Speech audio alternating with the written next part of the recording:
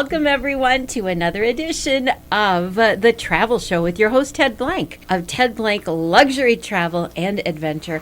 And as we do every week, we talk about some fun ideas that we can start checking off our bucket list.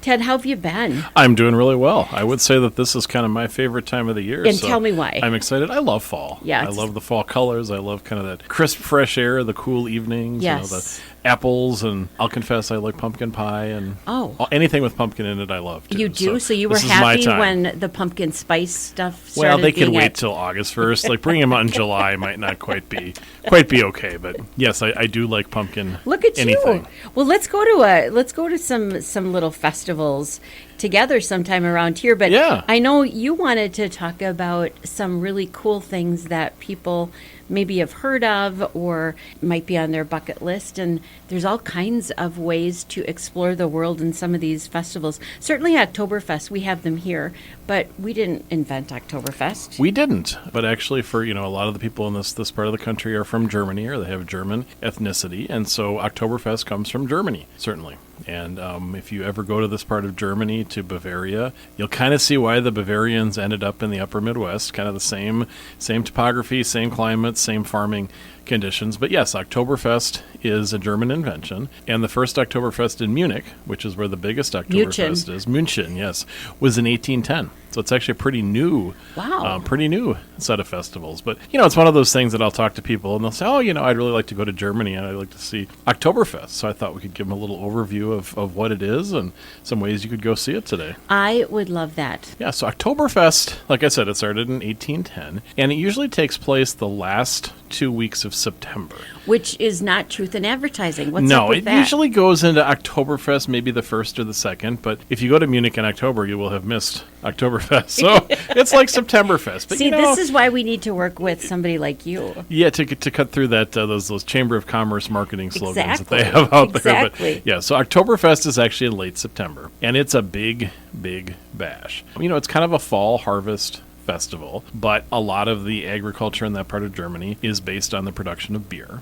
And so beer is a big part of Oktoberfest. So what are we harvesting? Hops, grains. Obviously, they have excellent water there as well. They make beer all over Germany. All over the world they make beer, but certainly the Bavarians are very famous for their beer. And so this is a chance to celebrate that. As my husband would say, it's real beer. It is real beer. Interestingly enough, German beer usually is a lower alcohol content than American beer. But it's heartier or something. Well, it's not pasteurized. So it has a very, very short shelf life. It's almost like milk. It has a very, very short shelf life, only a couple months. To get German beer in the United States, it actually has to be pasteurized to be able to be shipped here. Because it takes long enough to ship it here. So it has a different taste. And so some people really love that taste. And so certainly at Oktoberfest, you can have one of those giant beer steins full of beer. I learned when I was there that it takes the waiter or the waitress less than 2 seconds to fill one of those up. How? Isn't that amazing? I don't know. They've got the technique. And they can carry in each hand 6 or 8 of those as they make their way around the tents. And it's like you barely lifted. Yeah, so Oktoberfest, there's a fest grounds, and it's held in the same place every year. And each of the big breweries has a big tent. And so getting into those tents is actually very difficult. They fill up well in advance. People reserve space. You mean as a vendor or as a attendee, patron? Okay. As a patron. So you can go into the fest grounds. You can walk around. They have outdoor concerts. They have a lot of rides. It's kind of like Oktoberfest here, just a much, much bigger version. Bratwurst. They love roast chicken. It's all very stereotypical.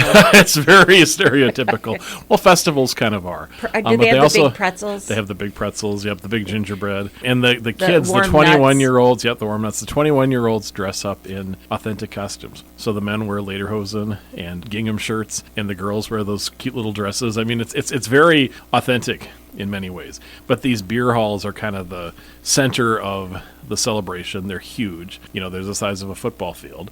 And you go in there, and they have bands that play polka music really loud, and people drink beer and eat sausage. So it's about as quintessentially German as you can imagine. But it takes place kind of during those last 2 weeks in October. And so certainly Munich is a very, very popular place. So when we hear the term Bavaria, what does that Well, Bavaria used to be a country, but it's now basically the province of Germany where Munich is located. Okay. So it's like Wisconsin, state of Germany. Okay. Well, so Oktoberfest is an event that really dovetails well with a river cruise. Oh. So probably the most popular Oktoberfest trips that I put together start or end in Munich during Oktoberfest. And then it's about a 2-hour train or bus ride to the Danube River.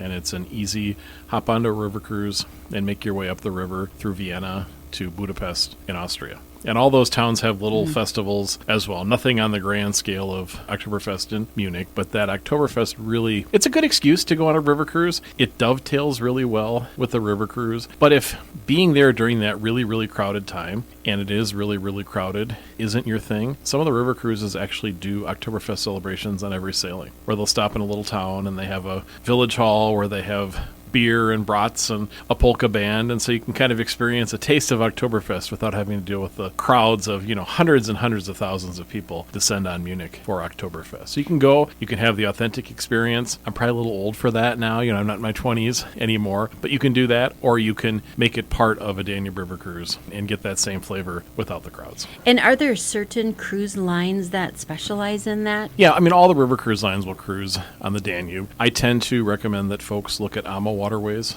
as a cruise line. They have a real nice, literally on the border of Germany and Austria, they do a real nice Oktoberfest event to kick off or end their cruises, which is just kind of a fun way to do that. And they also offer packages that we can put together for you before or after the cruise in Munich, so you can experience that city either during Oktoberfest or not during Oktoberfest. So would we fly into Munich? Yeah, Munich is a big international airport. It's a big city. It's an interesting tourist destination in and of itself. It has old historic palaces. It's the home to BMW, so the BMW Museum is there, and the BMW World is there. You might recognize the site of the Munich Olympics from the 1972 Olympic Games. It also has a beautiful, beautiful town square that has a clock on the city hall that's called the Glockenspiel, and every hour when the clock chimes, these little figurines come out and do a dance, so it's a very cute thing to see. A lot of beer halls there that are open all year round as well, and then other interesting things to see in the area nearby. Well, that sounds really fun. What are some of the other festivals that you might recommend? Let's say we can't get away September, October. What else might you recommend? Yes, if you head a little north in Germany, a little to the west, over to the Rhine River. The Rhine River runs north and south between the North Sea and Switzerland, and it has a tributary river called the Moselle River that starts in France and makes its way through Germany into the Rhine. And in my opinion, it's probably the most scenic stretch of river to take a river cruise on in Europe. So again, dovetails really well with river cruising. But that area, they certainly make beer, but they are probably more famous for their wine. And they grow the grapes that are used to make Riesling wine, which tends to be a white wine. It tends to be a sweet white wine, although they have every kind of variation on it, from very sweet to very dry to sparkling. And it's about as far north as grapes will grow in Europe. So it's kind of like Minnesota in that, you're not going to be growing grapes too much further north than Minnesota, and even Minnesota is a little bit of a stretch. So do they have a climate similar to ours? Yes, very similar to ours. They don't get winter to the extent that we do, though. They're not going to have 25 below zero for 10 days in January, but cool in the winter, pleasant in the summer, sometimes hot, but very conducive to growing grapes for Riesling wine. And they have kind of wine harvest festivals. They have them usually right before the harvest, so oftentimes they're in August. Late August, mid to late August, early September. The wine harvest usually starts sometime in late September, early October, depending on the weather that particular year. So that's the picking of the grapes. Yep. So this is a little beforehand. It's kind of like the pre-party before the grape picking takes place. And by the way, if you ever look at a picture of the Moselle River, or you go there and you see the mountains, they pick the grapes by hand. You really have to take a look at one of those pictures there, because it's incredible. They pick them by hand, put them on their backs, and carry them down in a backpack. So crazy, crazy difficult place to harvest. But yeah, the wine festival's there. So kind of the same thing, just substitute wine for beer, and a little bit earlier in the year. Great time to go. Beautiful time of the year. I tend to like fall, again, as I mentioned. So if you go a little bit later in October, the wine festivals have kind of wrapped up, but the harvest is starting. So you can kind of do both. And I'm actually hosting a cruise on the Moselle River next October. So if folks are interested, they can visit my website. It's tedblanktravel.com, and just click on Travel with Me, and you can see the details on that cruise. And if you're interested in learning more, just give me a call and I can walk you through it and explain the pricing and tell you about all the different wines you'll get to taste, and beer as well. So Ted, let's get back to the wine festivals though. Is it the grapes that they're picking this year? Do they make them into wine? No, because wine usually has to sit. That's what I thought. Yep. So this is wine that was probably harvested last year, or even, wine will age for many, many years. years. Okay. So it's kind of the opening of the wine to So sort the of... grapes they're picking are for future wines. Grapes they're picking Okay. are going to be for future Interesting. wines. Yeah, so this is kind of the fruits of last year's labor before you have to climb up the mountain with a backpack and fill it up with grapes. But very fun, much, much smaller towns. So these are much, much smaller scale festivals, sort of along the lines of one of the festivals we'd have along here on the river. But isn't it amazing that so much of that wine comes out of these little towns? Yes. And if it's done Yes. by hand like that? Yes, it's amazing when you actually watch the process unfold. And then people, they sort the grapes by hand, to pick out the ones they're going to use for wine and the ones that end up getting sent to the jelly factory. Or marmalade. I think we call it marmalade there, but the jelly factory.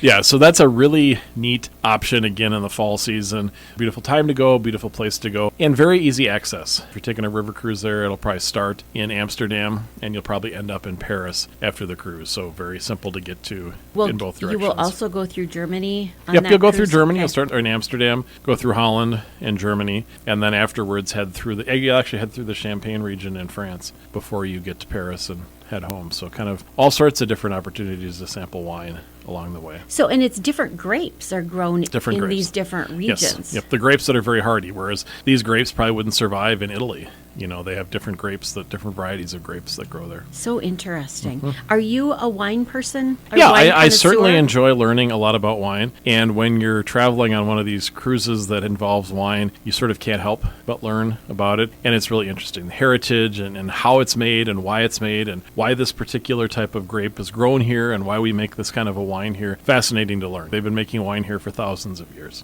So very interesting glimpse into the past, but also kind of the modern agricultural world in Northern Europe. These are trips kind of to the same areas, but completely. Yeah, Bavaria's different though. But completely Bavaria's like different. Wisconsin. That's what I'm saying there. Yeah, maybe this northern part of Germany might be a little bit like Michigan. Similar but different. So kind of variations on a theme. Fascinating. Yeah.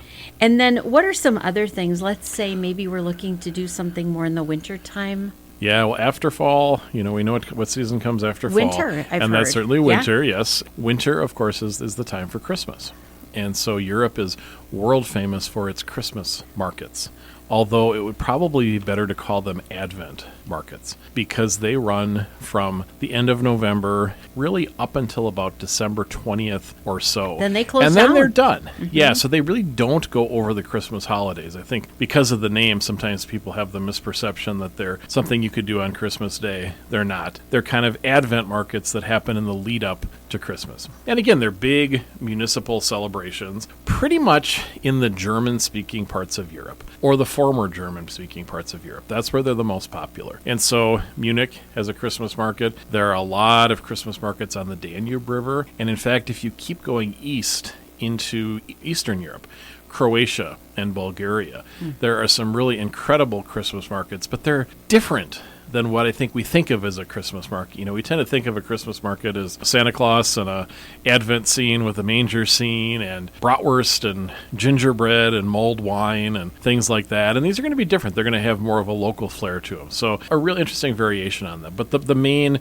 Christmas markets are in Germany, Austria, Switzerland. There's actually a fantastic one in Strasbourg, France, because that was a German-speaking area at one time. So they're not just in the country of Germany anymore, and they're really cool. They sound magical. Yeah, they're very magical, and I think we sometimes think to ourselves, why would I want to go to Europe when it's cold outside? Well, first of all, it's not as crowded. Second And of it's all, not as cold as it's here. it's not as cold as it is here. Yeah, it's actually probably usually warmer. But, if you take a river cruise, the ship has a heated pool, so you can actually go ashore and then get back and get into the kind of hot tub on the ship. But they're very fun things to explore. The regular attractions are still there in the cities, but just browsing these kind of magical Christmas markets is really, really fun. And I think, some people are very interested in Christmas. Those Christmas stores that exist all over the country, they're popular for a reason because people like them. So if that's you, this could be a great option for you. But if that's not you, you're getting a real interesting glimpse into the culture of the German-speaking people in Europe. And Christmas markets have been around since the Middle Ages. What's since the history? 1400s. Yeah, they were founded in the 1400s, and they were just the big market, the big market towns, which were always along the river, because that was the only way you could really get around. So Hastings, probably, if it had existed in 1400, would have had a Christmas market. And it was just kind of originally the big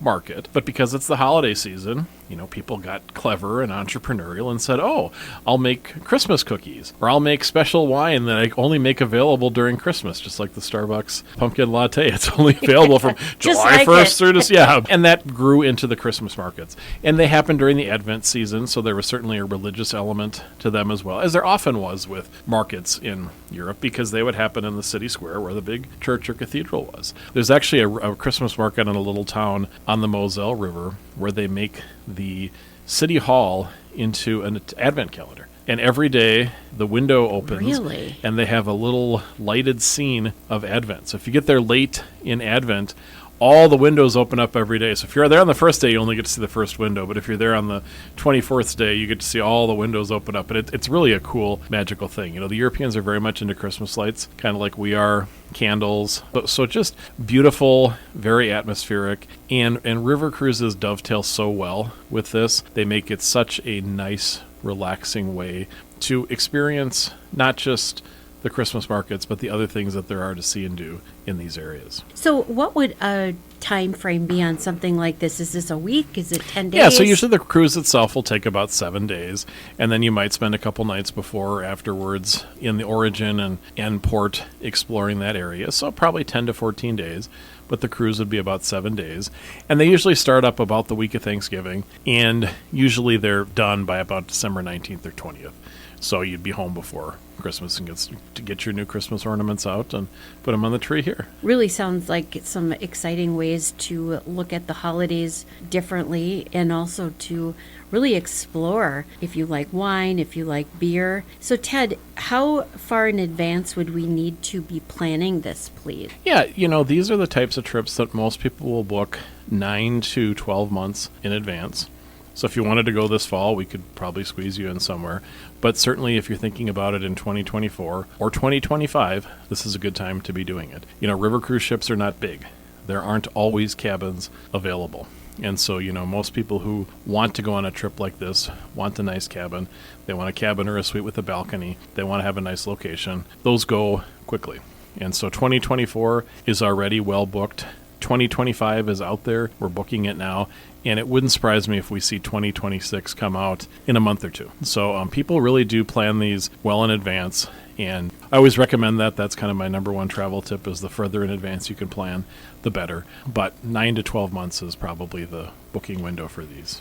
And again, tell people about the cruise that you're leading. Yep, so I'm taking a cruise on the Rhine and Moselle River. It's in late October of 2024. You can just visit my website at tedblanktravel.com and click on the Travel With Me tab, and you'll find all the details on it. Or you can give me a call at 651-964-8245, and I can sure email you a flyer and give you the lowdown that way as well. Thank you so much, Ted Blank. He, of course, hosts the travel show on AM 1460 and FM 97.7 KDWA in Hastings. This travel show has been brought to you by Ted Blank, Luxury Travel and Adventures.